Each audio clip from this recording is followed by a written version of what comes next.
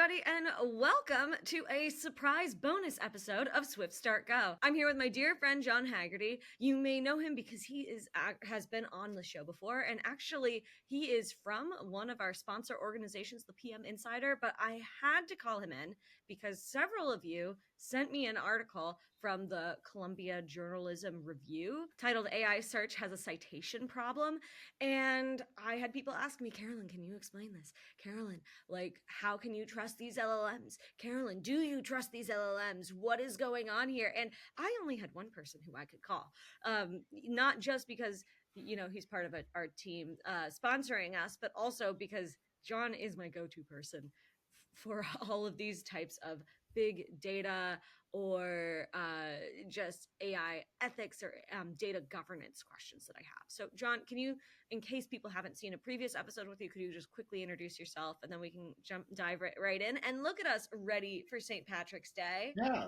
Thank you, Carolyn. Yeah, so John Haggerty, founder of the PM Insider, where I coach organizations through digital transformations, help with their AI strategy, and then help product managers level up, especially around becoming a product manager for an AI product. So really helping them understand what it takes to be the product manager for something that's non-deterministic and evolutionary in its very nature.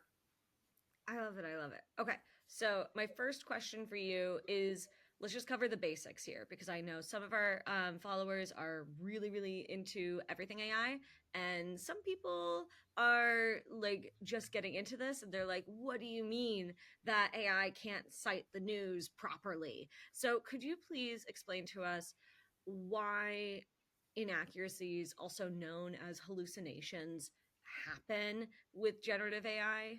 Large language models, which is what we're talking about here, generate text based on probability and mathematics, not on contextual understanding.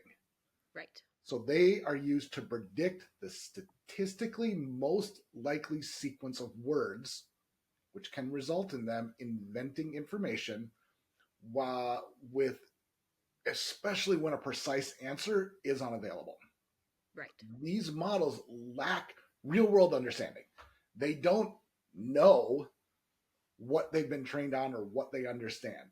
When you're looking at niche topics, obscure topics, recent events, things like that, these models are going to step in to they're going to fill in the blanks in what they've been trained on to try and create an accurate answer. They also lack real time fact checking. Right. So this is where, unlike search engines that'll go out and fetch existing verifiable sources, LLMs can synthesize responses without directly retrieving that information. Mm-hmm. Yeah, makes sense. And like I've seen it happen firsthand. Firsthand and secondhand. So, firsthand, I've asked for sources for specific information, things I've been working on, where I pulled together, I'm like, hey, find me other sources related to this, give it a list of sources, stuff like that. And it'll give me like 3 really good ones, and then it'll make up 2.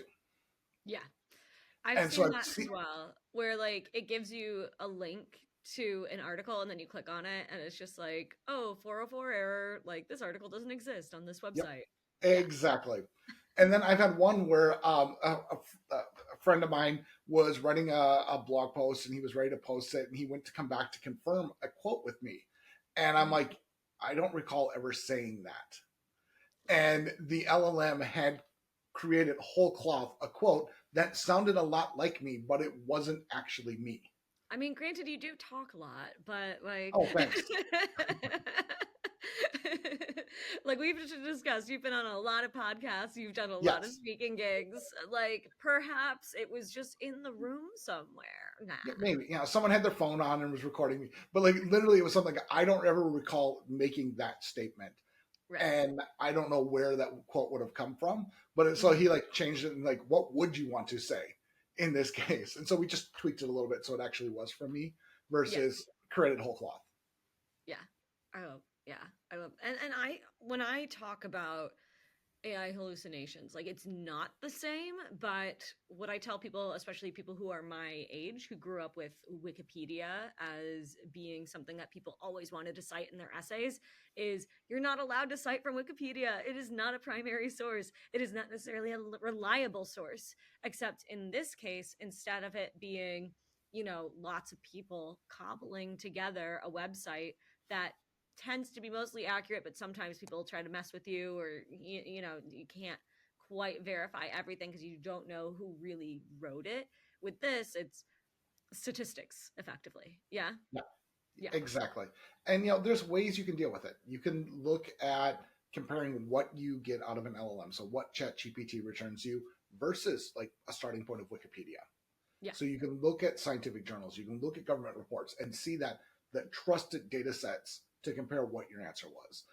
You can also like use a compare and contrast with certain tools that are built for research on specific topics. So like say you get ChatGPT and compare it with a Google Scholar result and see what you get. So that's where you can fact check what your results were in real time. Mhm. The other I would say is you need to really focus on how you're building your prompt. Yeah. Reframe the prompt that you're putting into the system to force fact checking.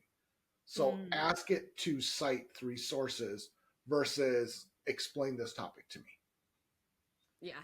You Interesting. can use temperature settings as well Mhm. within your prompt and how you to make controls around it. So asking it to be less creative and more factual in the response of what it returns and put those into play with how you go about structuring.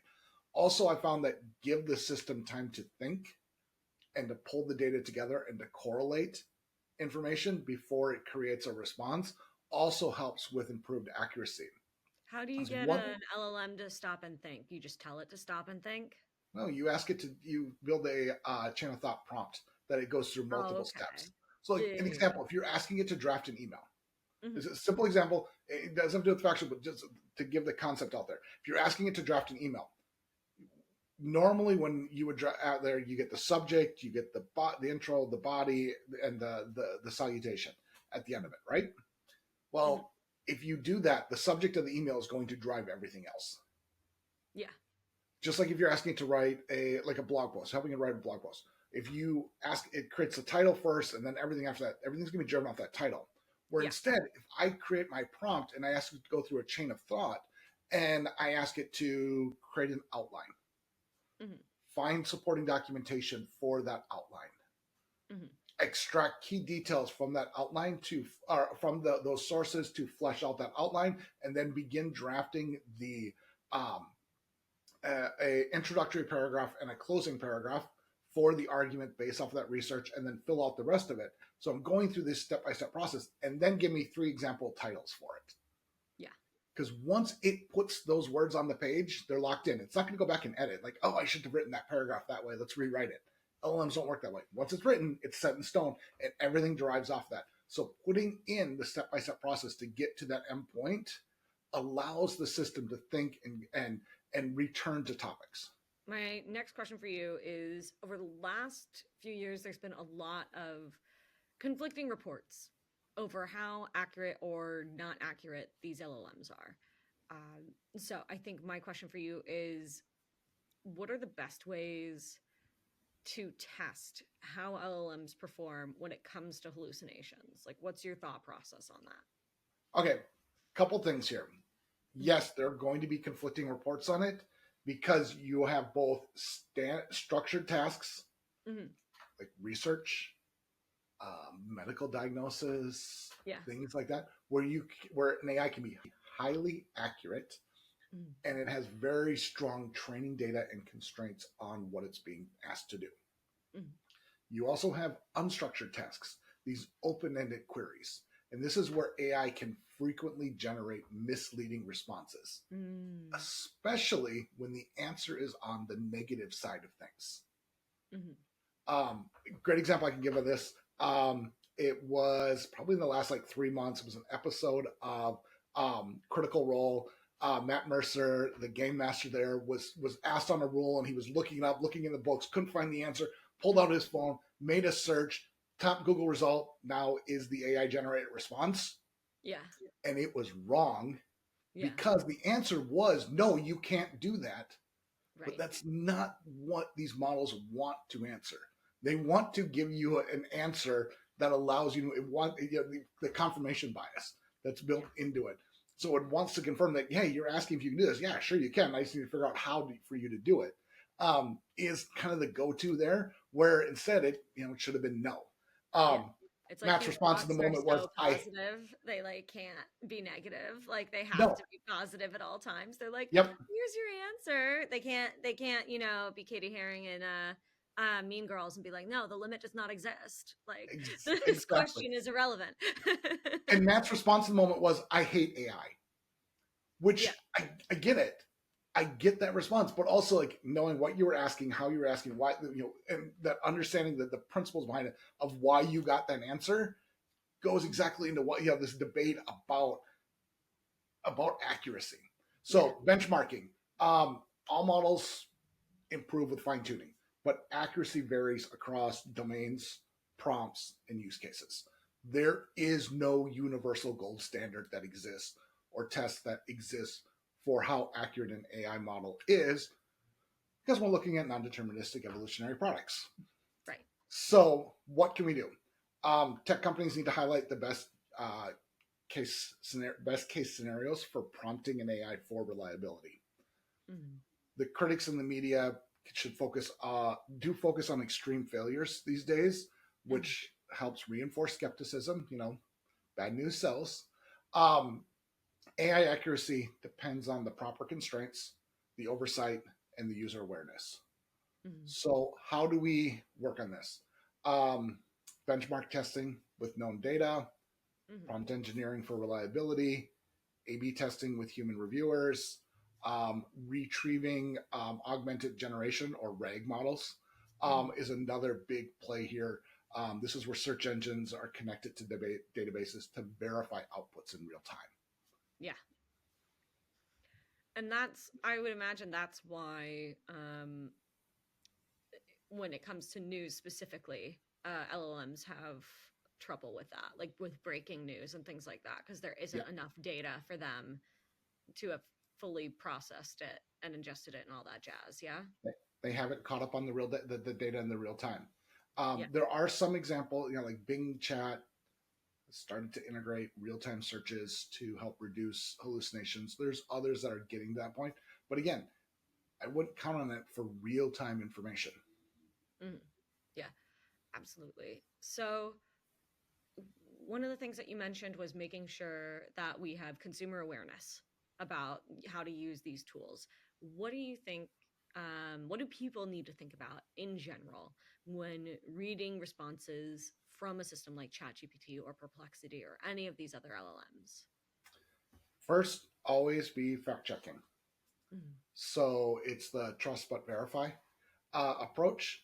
The LLM is your intern. Mm. I would not just take what my intern gave me as whole cloth, as Oh, poor gospel truth. intern. Yeah, I'm going to go out and verify that information. I'm going to check it, um, especially if it's too good to be true, Right. and I'm not seeing reputable sources at the top or things that I recognize. Um, you can ask the AI for its sources. You can cross-check it with the search engines. All those kind of things come into play here. You need to understand the AI limitations. Um, ChatGPT, for example, is a predictive model. It is not a truth machine. Right.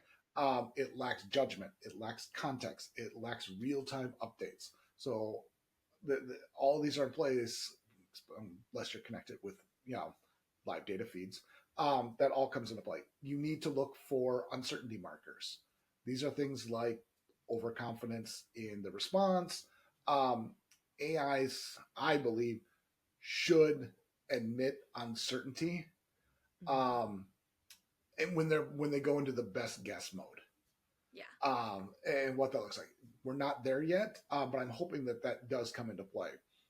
Mm. And use AI as your thought partner, not as not as an authority or a primary source. Right.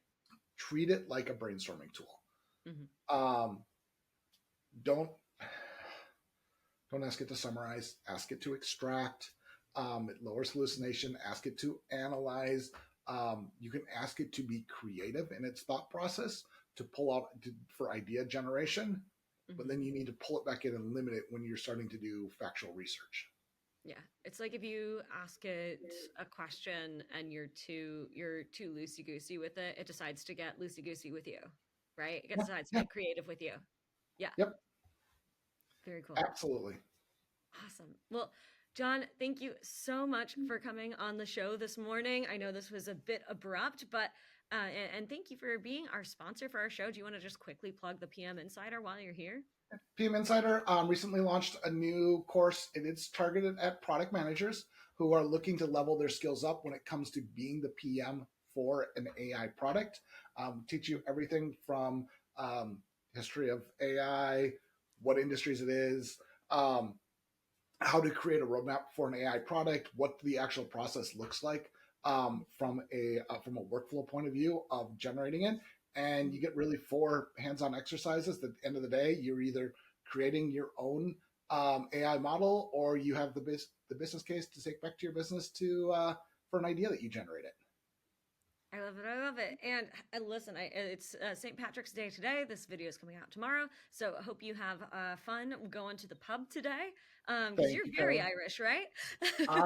I'm very Irish. I have my Irish passport, Yeah. including spent time living over in Ireland, going to school, quote unquote, when I was playing rugby. So I love it. Well, thank you so much for stopping on your pub crawl today to hang out with us. And I hope you're having a fantastic day. thank you. You too. Sláinte foil. Bye. This video has been brought to you by the PM Insider. Product managers, are you ready to take your skills to the next level with AI? The AI for Product Management course by the PM Insider teaches you how to harness the power of AI, even if you don't write code. Get 15% off when you use the code SWIFT15 at checkout. That's 15% off with the code SWIFT15 at thepminsider.com. Thanks, PM Insider.